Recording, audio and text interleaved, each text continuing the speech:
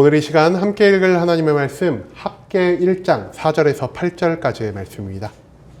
구약성경 1310페이지 학개 1장 4절에서 8절까지의 말씀, 제가 여러분들을 대표해 말씀 읽도록 하겠습니다. 학개 1장 4절 말씀부터 읽도록 하겠습니다. 이 성전이 황폐하였거늘 너희가 이때 판벽한 집에 거주하는 것이 옳으냐? 그러므로 이제 만군의 여호와가 이같이 말하노니 너희는 너희의 행위를 살필지니라. 너희가 만일 뿌릴지라도 수확이 적으며 먹을지라도 배부르지 못하며 마실지라도 흡족하지 못하며 입어도 따뜻하지 못하며 일꾼이 삭슬 받아도 그것을 구멍 뚫어진 전대에 넣음이 되느니라. 만군의 여호와가 말하노니 너희는 자기의 행위를 살필지니라. 너희는 산에 올라가서 나무를 가져다가 성전을 건축하라. 그리하면 내가 그것으로 말미암아 기뻐하고 또 영광을 얻으리라. 여호와가 말하였느니라. 아멘. 오늘 이 시간 우리는 초라한 성전이라는 제목을 갖고 오늘 우리가 읽은 하나님의 말씀 함께 나누는 시간 갖도록 하겠습니다. 여러분, 2017년 뉴스앤조이라는 신문에서요, 한국 교회의 가장 큰 문제점이 무엇일까요? 라는 주제를 가지고 교회에 다니는 많은 성도님들에게 설문조사를 했다라고 합니다. 한국 교회의 가장 큰 문제점, 많은 성도님들이 1등을 무엇이라고 했을까요? 재정. 1등을요, 교회의 대형화라고 집었다라고 합니다. 교회가 지나치게 커지면서 교회가 기업처럼 변하고요. 교회가 지나치게 커지는데 교회가 커짐에 따라 목사님의 권력이 지나치게 커지는 이러한 모든 것들을 한국 교회의 성도들이 경계하는 모습을 보였다라는 것입니다. 그뿐 아닙니다. 한국 교회의 문제 4위가요. 과도한 교회의 건축과 교회의 건축을 위한 재정 사용이 문제로 꼽혔다는 것을 미루어 보아서 정말 한국 교회에 있는 수많은 성도님들이 교회가 너무 커지는 것, 그리고 교회의 건물만을 올리기 위해 힘쓰고 애쓰는 이러한 세태를 비판적으로 바라보고 있다는 것을 우리가 발견할 수 있을 것 같습니다. 그런데 여러분, 여기서 더욱 큰 문제점이 하나가 있습니다. 문제점이 혹시 뭘 것 같나요?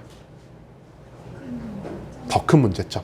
바로 그럼에도 불구하고 성도님들이 교회를 선택함에 있어서 가장 큰 비중을 두는 것, 무엇이라 할 수 있을까요?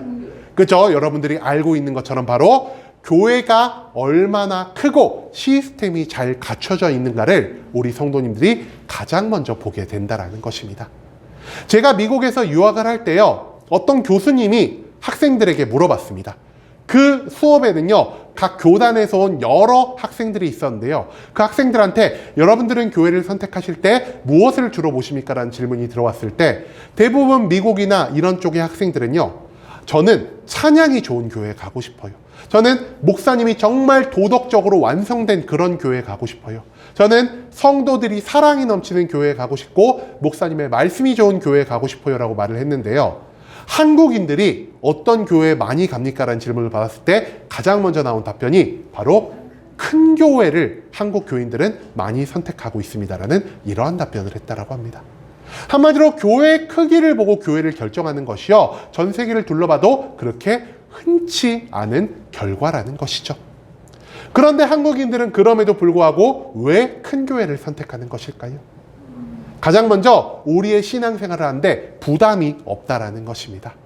작은 교회에 있으면은 내가 교회 안에서 하는 일거수일투족을 모든 사람들이 보고요, 내가 일주일에 한 번만 교회를 빠졌어도 많은 사람들이 왜 교회를 빠졌지? 무슨 일이 있는 거 아니야? 이렇게 생각을 하면서 자꾸 부담스럽게 연락을 하고 왜 교회 안 나냐 그러고 자꾸 나가자고 하는 이러한 것들이 싫어가지고 내가 관심을 덜 받을 수 있는, 내가 부담을 덜어놓을 수 있는 큰 교회를 선택하는 사람들이 굉장히 많다라는 것입니다. 또한 교회가 크고 사람이 많고 시스템이 잘 갖춰져 있다는 것은 무엇을 의미하는 것입니까? 내가 이 교회를 다니다 문제가 생겼을 때 이 교회에서 도움을 받을 수 있는 확률이 더욱더 크게 된다는 것을 의미하는 것이라 할 수 있다는 것이죠.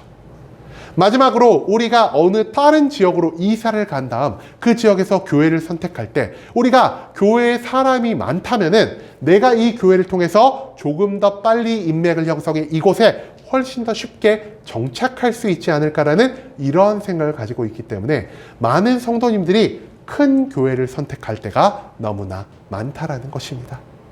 굉장히 아이러니하지 않습니까? 실제로 교회를 다니는 우리들은요, 교회의 대형화, 교회의 건물을 올리는 데 쓰는 너무나 많은 지출을 걱정하면서도 그와 동시에 교회를 선택할 때는 큰 교회를 선택하는 이러한 모습을 보이고 있다는 것입니다. 그렇기 때문에 오늘날 한국교회의 큰 교회는 더욱더 크게 만들어지고 있고요. 작은 교회는 점점 더 사라지는 교회의 극단적인 양극화 현상이 벌어지고 있다는 것을 우리가 조금 주목할 필요가 있다는 것입니다. 하지만 교회의 크기가, 교회의 웅장함이, 그 교회에 모여있는 성도들의 숫자가 과연 하나님에게 있어서 가장 중요한 것이라 할 수 있을까요? 하나님은 이 교회의 건물을 어떻게 바라보고 계시며 이 교회의 목적을 무엇으로 말씀하고 계신 것일까요? 그 해답을 우리가 오늘 말씀, 이 학개서의 말씀을 통해서 함께 알아보는 시간을 가질 수 있기를 소망하겠습니다. 오늘 본문 말씀을 이해하기 위해서는요, 먼저 우리가 조금 익숙하지 않은 이 학개라는 말씀이 어떤 배경을 두고 쓰여진 말씀인지를 먼저 알아볼 필요가 있을 것 같습니다. 여러분, 남유다 왕국이 어느 나라에 의해서 멸망했죠? 바벨론 왕국에 의해서 멸망한 다음 그곳에 사는 사람들이 바벨론의 포로로 끌려가서 무려 70년이라는 세월을 그곳에서 살게 되었습니다. 하지만 하나님은 여전히 남유다의 백성을 버리지 않으셨고요. 그들을 향한 사랑과 그들을 향한 은혜를 베푸심으로 70년 만에 남유다의 백성들은 하나님의 인도하심에 따라 다시 예루살렘으로 귀환할 수 있게 되었습니다. 예루살렘으로 귀환한 다음 그들은 하나님의 은혜를 감사하고 하나님 안에서 기뻐하고 즐거워하며, 하나님, 이제는 내가 다시는 하나님을 떠나 살지 않겠습니다.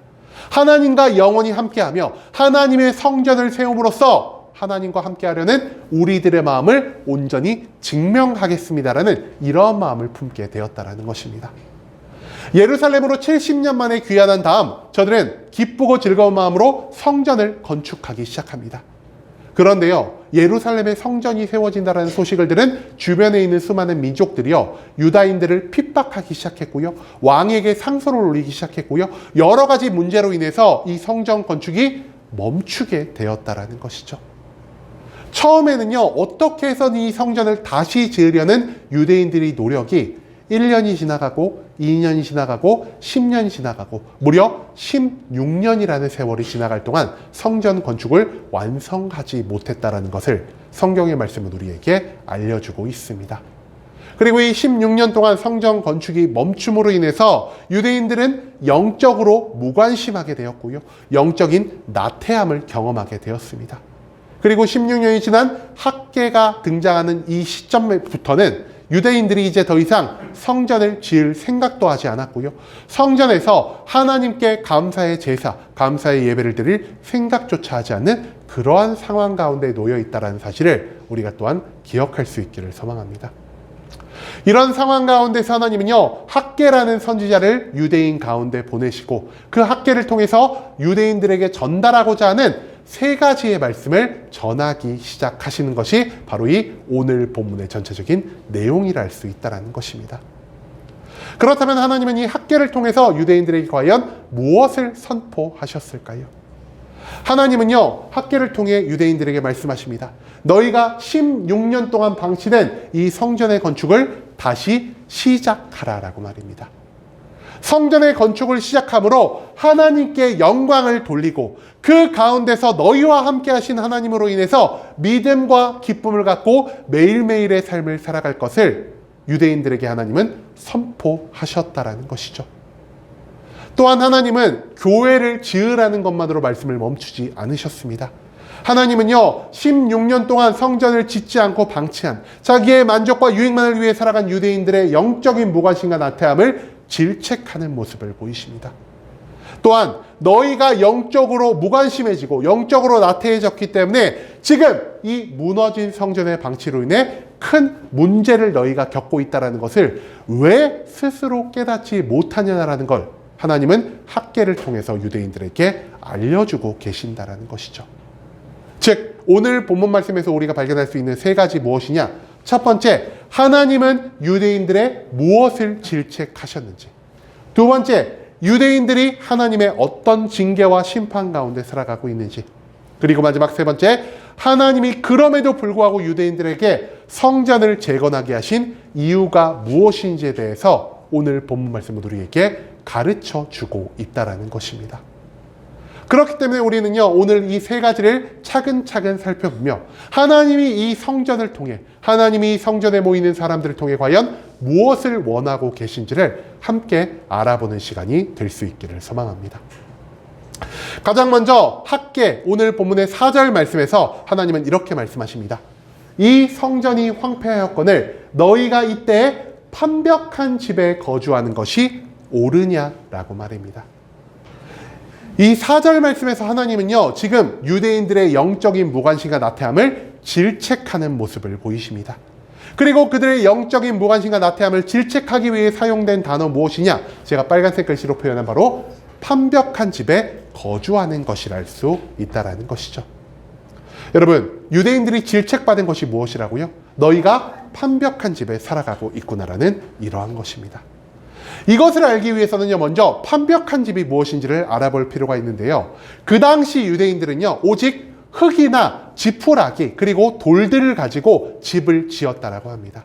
한마디로 흙을 가지고 집을 지었다는 것이죠. 그런데 판벽한 집은요, 단순히 흙으로만 집을 만드는 것이 아니라 흙 위에다가 진흙이나 악교 같은 거를 덧바르고요, 거기에다가 화려하게 장식된 나무판을 덧대므로 조금 더 고급스런, 조금 더 살기 편안한 그러한 집을 의미하는 것이 판벽한 집이 될 수 있다는 것이죠. 한마디로 오늘날로 치면은요, 이 유대인들이 고급 주택에 살기 시작하게 되었다는 것을 나타내는 표현이 판벽한 집이라는 단어 가운데 담겨 있다는 것입니다. 여러분, 그런데요, 이 판벽한 집이 왜 문제가 되는 것일까요? 내가 고급 주택에 사는 것, 내가 좋은 집안에 사는 것이 하나님 보시기에 안 좋은 일이었을까요? 그거는 아닐 것입니다. 왜냐하면요, 하나님이 솔로몬에게 어떤 축복을 주셨죠? 하나님이 솔로몬에게요, 이 세상에 있는 모든 왕보다 부유하고 강하고 지혜롭게 살아갈 수 있는 축복을 허락하여 주셨다는 것입니다. 한마디로 하나님을 믿는 사람들도요, 세상에 살아가는 부자들처럼 얼마든지 화려하고 부자 같은 삶을 살아갈 수 있는 축복을 받을 수 있게 된다는 것이죠. 하나님은 유대인들이 단순히 화려한 집에 살아가고 있는 것을 문제 삼는 분이 아니라는 것입니다.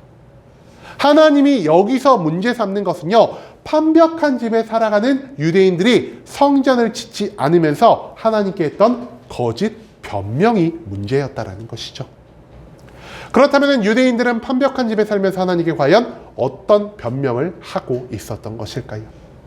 유대인들은요, 성전 건축을 멈추면서 하나님께 이러한 기도를 자주 올렸다라고 합니다.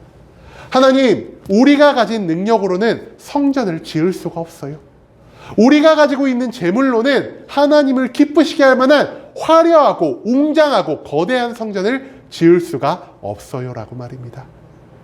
여러분, 유대인들이 왜 이런 변명을 하나님께 올려드렸을까요? 유대인들이 생각하는 성전, 누가 지은 성전이죠? 솔로몬이 지은 성전입니다. 그런데 솔로몬이요, 그냥 성전을 지었을까요?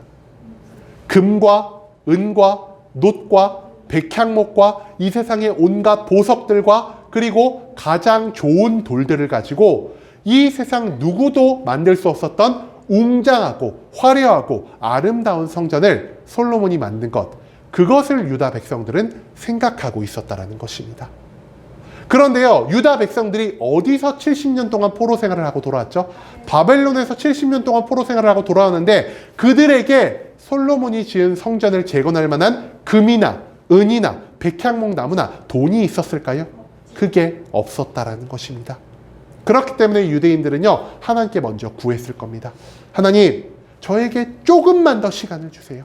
제가 조금만 더 돈을 벌고 저희 인구가 조금만 더 불어난다면 솔로몬이 지었던 성전만큼은 하지만 그래도 제가 하나님께 누가 되지 않을 만큼의 성전을 지어 드리겠습니다라는 이러한 약속을 하면서 1년 그리고 16년간 성전 재건을 미뤄온 곳이 바로 이 유대인들의 모습이었다라는 것입니다. 그런데 유대인들이 지금 어디에 살고 있다라고 말이 나왔죠? 판벽한 집. 한마디로 그들은요, 이제 성전을 지을 수 있을 만큼 충분한 재산을 갖췄고요, 충분한 안전성을 갖췄고요, 그들은 이제 충분히 성전 건축을 위해 힘을 낼 수 있는 시기가 되었다는 것입니다. 그럼에도 불구하고 그들이 여전히 어떤 변명을 하고 있다라고요? 하나님, 아직 부족해요. 더 많은 재물을 주세요. 더 많은 시간을 주세요. 그러면은 진짜로 몇 년 안에는 내가 꼭 하나님의 성전을 지을게요라는 이러한 변명을 하고 있다라는 것입니다. 여러분, 유대인들이 능력이 없고 재물이 없는 상황 가운데 놓여 있습니까? 그게 아니었다라는 것입니다. 저들에게는요, 하나님이 주신 능력도 있었고요, 하나님이 주신 재물도 있었다는 것이죠. 그들에게 부족한 것은 오직 한 가지였습니다. 그들은요, 성전을 건축하고자 하는 의지 자체를 완전히 버려버렸다는 것이죠. 그들은 지금 하나님께 무엇만을 구하고 있습니까? 그들은요, 나의 욕망을 위해 하나님을 이용하는 모습을 보이고 있다는 것입니다. 하나님, 성전 짓고 싶지 않으세요? 저한테 조금 더 축복을 주세요. 하나님, 성전 빨리 올리고 싶으시면 저희들에게 더 많은 축복을 주세요라는 이러한 모습, 이런 악하고 죄악된 모습을 유대인들이 보이고 있기 때문에 하나님은 이 완벽한 집이라는 단어를 통해 유대인들을 질책하실 수밖에 없었다는 것을 오늘 학계의 본문 말씀은 우리에게 가르쳐주고 있다는 것입니다. 그 다음 이어진 본문 6절 말씀에서 우리는 하나님이 이런 악한 마음을 품은 유대인들에게 어떤 징계를 내리고 계신지에 대해서 발견할 수 있을 것 같습니다.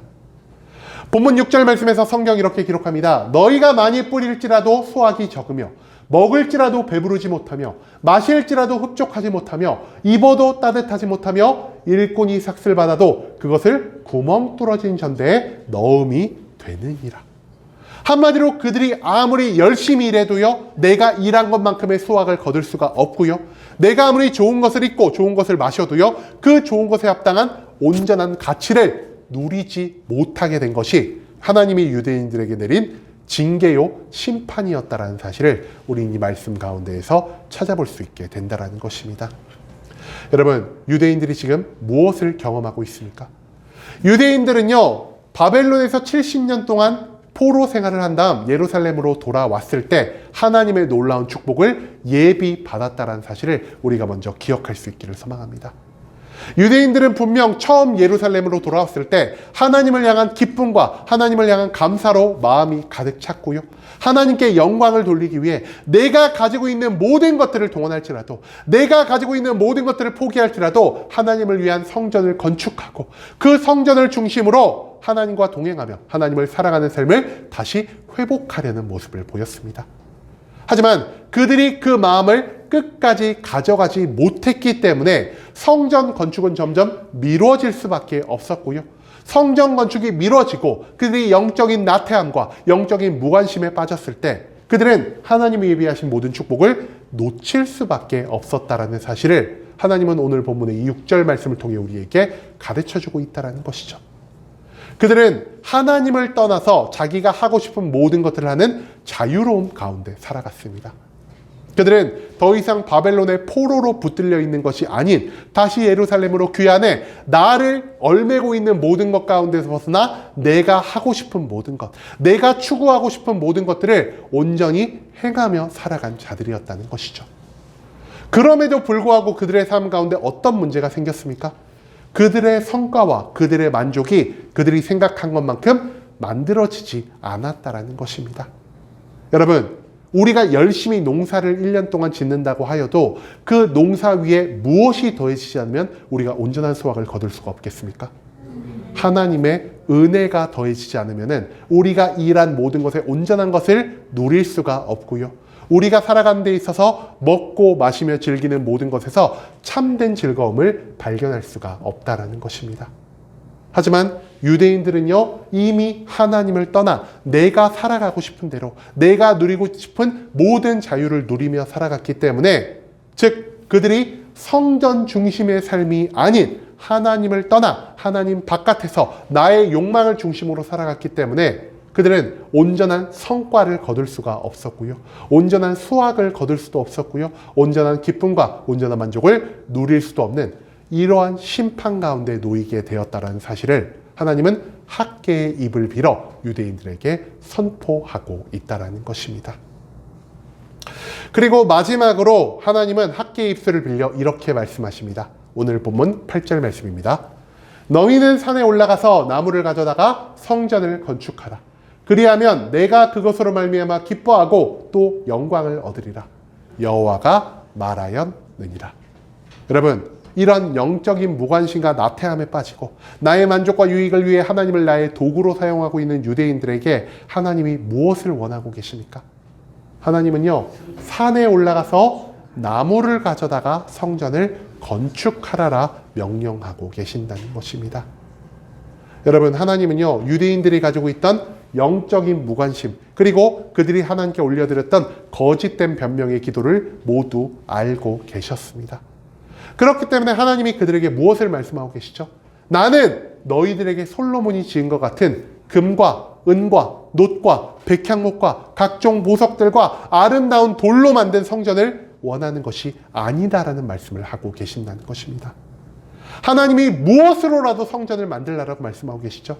뒷산에 가서 나무를 베어다가 너희가 그 볼품없는 나무를 가지고 초라한 성전을 지을지라도 나는 그곳에서 너희와 함께 하겠다라는 말씀을 하나님은 학계의 입술을 빌어 유대인들에게 선포하고 계신다라는 것입니다. 여러분, 우리들은, 그리고 유대인들은 어떤 착각을 하고 있습니까? 우리는요, 성전이 크면 클수록, 성전이 화려하면 화려할수록, 성전 안에 모인 사람들이 많으면 많을수록 하나님이 더 큰 영광을 받으신다라는 이러한 생각을 하며 살아가고 있는 것 같습니다. 하지만 하나님이 말씀하고 계신 것은 무엇이죠? 성전의 크기가, 성전의 화려함이, 성전에 모인 사람들의 숫자가 곧 하나님이 받으시는 영광의 크기와 비례하지는 않는다라는 것을 하나님은 나무로 만든 초라한 성전을 통해서 우리에게 가르쳐주고 계신다는 것입니다. 하나님은요, 화려한 성전을 원하시지도 않고요, 거대한 성전을 원하시지도 않고요, 성전 안에서 울려 퍼지는 너무나 다양한 악기들과 찬양들, 많은 사람들을 원하시지도 않는다라는 것입니다. 하나님이 이 성전을 통해서 원하시는 두 가지, 무엇이라 할 수 있겠습니까? 첫 번째는요, 나의 삶의 주인이 하나님이심을 인정하는 모습을 성전 가운데서 하나님이 원하고 계시고요. 두 번째, 하나님과 나 사이에 끊어졌던 이 사랑의 관계가 다시 온전하게 회복되는 이 두 가지를 하나님은 성전을 통해 완성하고자 하셨다는 것입니다. 한마디로 성전이 얼마나 거대하든, 성전이 얼마나 화려하든 하나님은 그 성전의 외면을 보지 않으신다라는 것이죠. 하나님은 성전 안에서 우리가 하나님을 나의 삶의 주인으로 인정하는 참된 신앙인의 모습을, 그리고 우리가 이 성전 안에서 하나님께 예배를 드리면서 하나님과 나 사이에 끊어졌던 사랑의 관계를 다시 회복해가는 그러한 모습을 요구하고 계신다는 사실을 오늘 본문에 등장하는 나무로 만들어진 초라한 성전의 모습을 통해 찾아볼 수 있게 된다는 것입니다. 그렇다면 하나님은 이 성전에 관해서 어떠한 관점을 갖고 계실까요? 우리가 이것을 사무엘하 7장 7절과 열왕기상 8장 27절의 말씀을 통해서도 발견할 수 있을 것 같습니다. 사무엘하 7장 7절 말씀에서 성경이 이렇게 기록합니다. 이스라엘 자손과 더불어 다니는 모든 곳에서 내가 내 백성 이스라엘을 먹이라고 명령한 이스라엘 어느 지파들 가운데 하나에게 내가 말하기를 너희가 어찌하여 나를 위하여 백향목집을 건축하지 아니하였느냐고 말하였느냐. 여러분, 이 말씀을 통해 하나님 무엇 말씀하고 계십니까? 하나님은요, 단 한 번도 이스라엘 백성들에게 나를 위해서 웅장하고 화려한 신전을 지어라라고 명령하신 적이 없다라는 것입니다. 왜냐? 하나님은요, 의리의리하고 화려한 신전에서 홀로 머무는 것을 기뻐하시는 것이 아닌 이스라엘 백성과 함께하며 그들과 동행하는 삶을 더욱더 기뻐하는 분이시기 때문이라는 사실을 우리가 이 사무엘하 7장 7절의 말씀을 통해 찾아볼 수 있게 된다는 것입니다. 또한 뒤에 이어지는 열왕기 상의 말씀에서 성경은 이렇게 기록합니다. 하나님이 참으로 땅에 거하시리이까? 하늘과 하늘들의 하늘이라도 주를 용납하지 못하겠거늘 하물며 내가 건축하니 성전이오리까? 여러분, 이 말씀은요, 성전의 건축을 마친 솔로몬이 하나님께 올려드리는 찬양의 메시지를 적은 말씀이라 할 수 있겠습니다. 솔로몬이 누구보다 화려하고 아름다운 성전을 지은 다음 하나님께 지금 무엇을 말하고 있습니까? 인간이 건축한 그 어떠한 아름답고 화려하고 웅장한 건축물이라 하더라도 하나님의 영광을 감당할 수가 없다라는 것입니다. 한마디로 하나님은요, 인간의 손에 지어진 화려한 건물을 원하시는 분이 아니라는 것을 우리가 이 두 개의 말씀을 통해 찾아볼 수 있게 된다는 것이죠. 즉, 성전의 크기가, 성전의 화려함이 중요한 게 아니란 사실을 우리가 절대로 잊지 말아야 한다는 것입니다. 하나님은 오직 하나님의 백성들과 함께 하시며 하나님의 백성들과 온전한 사랑의 관계의 회복, 그 하나만을 원하시는 분이라는 사실을 오늘 본문 말씀으로 우리에게 알려주고 있다는 것이죠. 그럼에도 불구하고 하나님은요, 왜 학계를 통해 유대인들에게 계속 성전을 재건할 것을 요청한 것일까요? 그 이유는요, 하나님이 보시기에 성전의 재건이 곧 하나님과의 온전한 관계의 회복을 의미하는 가장 강력한 수단이 되기 때문이라는 것입니다. 여러분, 이 유다 백성들이 살던 남유다 왕국이 무너진 이유 무엇입니까? 저들이 전쟁에서 패배해서 나라가 멸망한 것입니까? 저들이 국력이 약해서 나라가 멸망한 것입니까? 저들이 경제력이 없어서 나라가 멸망한 것입니까? 그게 아니라는 겁니다. 그들은요, 하나님 앞에 불순종하는 죄를 범했습니다. 죄를 범했을 뿐 아니라 그들이 자신이 죄인이라는 사실을 인정하지 못하고 깨닫지 못했기 때문에 죄를 지었음에도 하나님께 회개하지 않는 두 가지의 죄를 하나님께 범하는 모습을 보였기 때문이라는 것입니다. 이것이요, 10년이 쌓이고 100년이 쌓이고 몇백 년이 쌓이면서 하나님은 결국 이 나라를 멸망시키기로 결정을 하셨고요. 이들이 불순종하는 죄, 회개하지 않는 죄를 지음으로 인해서 하나님과의 관계가 완전히 깨졌다는 것을 하나님은 수많은 성경 말씀을 통해 가르쳐주고 계신다는 것입니다. 여러분, 그런데 관계가 무너짐에도 불구하고 여전히 유대인들은 나라가 멸망하기 전까지 어떤 모습을 보였을까요? 그들은요, 습관처럼, 그리고 내가 뭔가 조금 더 축복을 받기 위해서 성전에 모이는 것을 멈추지 않았고요. 성전에서 제사 드리는 것을 멈추지 않았고요.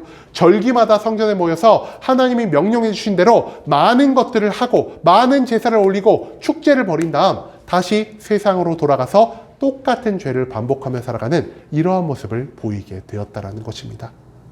아무리 화려한 성전이 유지되고 있더라도, 그 성전에서 아무리 많은 제사를 드려지고 있더라도 그 성전을 통해 하나님과의 온전한 관계가 완성되지 못했을 때 하나님은 이 성전을 어떻게 하셨습니까? 바벨론 군대의 손을 빌려서 성전을 완전히 무너뜨려 버리셨다는 것입니다. 여러분, 성전이 무너진 이유는요, 침공을 받아서가 아닙니다. 성전이 무너진 이유는요, 하나님과의 관계가 먼저 무너졌기 때문이라는 사실을 우리가 절대로 잊지 말아야 한다는 것이죠. 그렇기 때문에 70년의 포로 생활을 마치고 다시 예루살렘으로 돌아온 유대인들이 가장 먼저 해야 했던 일 무엇입니까? 가장 먼저 저들은요, 회개하고요, 하나님과의 온전한 사랑의 관계를 다시 회복하고 그 사랑의 관계를 회복했다는 증거물로 다시 한번 성전을 재건해야만 했다는 사실을 하나님은 이 말씀을 통해 우리에게 선포하고 계신다는 것입니다. 하지만 유대인들은 어떤 모습을 보였습니까? 70년 만에 예루살렘에 돌아왔을 때 그 첫 순간에는요, 진심으로 하나님을 향한 기쁨과 감사와 영광의 찬양을 올려드렸지만 그들이 다시 세상으로 돌아간 다음 어떤 모습을 보이죠? 과거에 그들이 조상들이 했던 모습과 똑같은 행동, 똑같은 삶을 반복하는 모습을 보였다는 것입니다. 그들은요, 하나님을 찾지 않았고요, 하나님과 관계 회복을 해 나아가는 것을 멈추는 모습을 보였다는 것이죠. 그들이 추구했던 건 무엇이었습니까? 그들은 나의 만족을, 나의 유익을, 나의 안정을, 나의 욕망만을 추구하는, 즉 나 자신만을 위해서만 살아갔지 하나님은 나의 삶 가운데에서 아무런 쓸모없는 존재로, 내가 축복을 구할 때만 잠시 이용하는 존재로만 하나님을 대했을 뿐, 그들은 하나님을 나의 삶의 주인으로도 인정하지 않았고요, 하나님과의 온전한 사랑의 관계를 회복하는 것에 아무런 관심이 없었다라는 사실, 그리고 이처럼 하나님과의 관계가 다시 한번 무너져감으로 인해서 그들을 향한 심판과 멸망의 추시개가 움직이기 시작했다는 사실을 하나님은 이 학계의 말씀을 통해 유대인들에게 알려주고 계신다는 것입니다. 하지만 하나님은 다시 한번 유대인들을 심판과 멸망의 구렁텅이로 빠뜨리게 하고 싶지 않아 하셨습니다. 하나님은 여전히 유대인들을 사랑하고 계시고요. 여전히 유대인들을 아끼고 계시고요. 여전히 유대인들을 위한 놀라운 축복과 은혜의 계획을 가지고 계셨습니다. 그렇기 때문에 그들이 더 이상 무너지기 전에, 그들이 더 이상 하나님의 심판과 징계를 감당하기 전에 학개라는 선지자를 보내서 다시 한번 유대인들과의 온전한 사랑의 관계를 회복하고자 하시는 그런 사랑과 은혜의 하나님의 모습을 오늘 본문 말씀은 우리에게 가르쳐주고 있다는 것이죠. 여러분, 성전이란 무엇입니까? 우리가 생각하는 성전은요, 크고 화려한 것이 좋은 성전입니다. 왜냐? 크고 화려한 성전이 있다는 것은요, 저 교회 목사님이 능력이 있으니까 저 교회가 저렇게 커진 걸 거야. 이왕 우리가 신앙생활 할 거 능력 있는 목사님 밑에서 신앙생활하는 게 좋지 않겠어라는 이러한 생각을 하고 있기 때문에 우리는 크고 화려한 성전, 크고 화려한 교회를 찾을 때가 너무나 많다라는 것이죠. 또한 크고 화려한 교회를 볼 때마다 우리가 어떤 생각을 합니까? 저 교회는 하나님의 은혜가 풍성하니까 저렇게 성장할 수 있었을 거야. 그러니까 우리가 저 교회를 가야만 풍성한 하나님의 축복을 더 많이 누리면서 내가 세상에서 성공하고 부자도 되고 병도 고치는 이러한 일을 경험할 수 있을 거야 란 이러한 생각을 우리가 하며 살아갈 때가 너무나 많다라는 것입니다. 하지만 하나님이 원하시는 성전 무엇입니까? 하나님은요, 오늘 본문 말씀 가운데에서 나무로 지은 초라한 성전이라도 상관이 없다라는 말씀을 하고 계십니다. 하나님은요, 성전이 나의 믿음을 자랑하고 나의 능력을 자랑하고 내가 하나님께 받은 은혜를 자랑하기 위한 공간으로 사용되는 것을 원치 않는다라는 것이죠. 하나님이 성전을 통해 완성하고자 하신 것 무엇입니까? 하나님이 나의 삶의 주인이라는 것을 인정하는 모습, 내가 하나님과 끊어졌던 사랑의 관계를 다시 온전히 회복해가는 그러한 모습만을 이 성전을 통해 요구하고 계신다는 사실을 우리는 오늘 본문 말씀을 통해서 배울 수 있게 된다는 것입니다. 여러분, 성전을 통해서 우리는요, 이 예배의 자리에 함께 하시는 하나님의 임재를 경험해야만 할 것입니다. 내가 이 자리에서 하나님을 만나고 하나님이 살아계시는구나, 하나님이 나를 사랑하시는구나, 하나님이 이 땅 가운데서 이루지 못할 것이 없으시고 하나님이 우리를 위한 놀라운 축복과 은혜의 계획을 가지고 계시는구나라는 이 모든 것들을 예배의 자리를 통해 느끼게 되었을 때 그제야 우리는 하나님이 나의 삶의 주인됨을, 하나님이 온 세상의 주인됨을 온전히 인정하며 나아갈 수가 있게 될 것입니다. 또한 내가 이 자리에 함께 하신 하나님을 온전히 경험하게 되었을 때 내가 하나님의 사랑을 먼저 느끼고 하나님의 사랑을 받기만 하는 것이 아니라 나 또한 하나님의 사명을 감당하고 살아가고 나 또한 하나님의 뜻과 하나님의 성품과 하나님의 능력을 닮아가며 이 땅 가운데 작은 천국을 세워야 되지라는 이러한 마음을 가짐으로 이제는 하나님과 나 사이에 온전한 사랑의 관계를 완성할 수 있게 된다는 사실을 우리가 절대로 잊지 않을 수 있기를 소망합니다. 우리가 아무리 크고 화려한 교회에서 예배를 드릴지라도 이처럼 하나님을 나의 삶의 주인으로 삼고 하나님과 온전한 사랑의 관계를 완성하지 않는다면 아무리 크고 아무리 화려한 교회는 우리의 삶 가운데서 아무런 가치를 가질 수가 없다는 사실을 우리가 절대로 잊지 않을 수 있기를 소망합니다. 하지만 아무리 작고 아무리 초라한 교회에서 예배를 드릴지라도 이 예배 가운데서 우리가 하나님의 임재를 경험하고 이 임재를 경험함을 통해 나의 삶의 주인이 하나님임을 인정하고 하나님과 나 사이에 끊어졌던 사랑의 관계가 온전히 회복되는 것을 경험한다면 하나님은 이 작은 성전을 통해서도 완전한 영광을 받으실 수 있게 된다는 사실을 오늘 본문 말씀은 우리에게 알려주고 있다는 것이죠. 한마디로 성전은 성전에 합당한 목적을 갖춰야만 하나님의 영광이라는 그 온전한 가치를 드러낼 수 있게 된다는 사실을 학개서의 말씀은 우리에게 가르쳐주고 있다는 것입니다. 여러분, 솔로몬의 성전이 아무리 크고 화려했어도 하나님과의 사랑의 관계가 무너지자 그 크고 화려했던 성전이 완벽하게 무너져 내렸다는 사실을 우리가 절대로 기억할 수 있기를 소망합니다. 성전이 성전의 역할을 감당하지 못할 때 하나님은 성전과 그 안에서 거짓된 신앙생활을 하며 자기 만족만을 추구하는 자들에게 심판과 징계를 내리시는 분이라는 사실을 오늘 본문 말씀은 우리에게 알려주고 있습니다. 하나님과의 온전한 사랑의 관계를 완성하기 위해, 그리고 나의 삶의 주인이 하나님임을 인정하기 위해 이 예배당이 어떠한 모습을 갖고 있더라도 예배당보다 이 장소를 찾는 우리들의 마음가짐이 중요하다는 사실을 기억하며 우리가 온 마음을 다해 하나님의 임재를 경험하며 나아갈 수 있는 순복음 함께하는 교회 모든 성도님들이 될 수 있길 간절한 마음으로 소망하겠습니다.